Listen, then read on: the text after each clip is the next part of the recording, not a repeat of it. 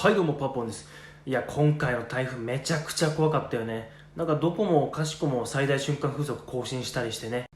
はい、で今回日本一のコスプレイヤーえなこが台風に対してつぶやいたとんでもないツイートを発表していきたいなと思います。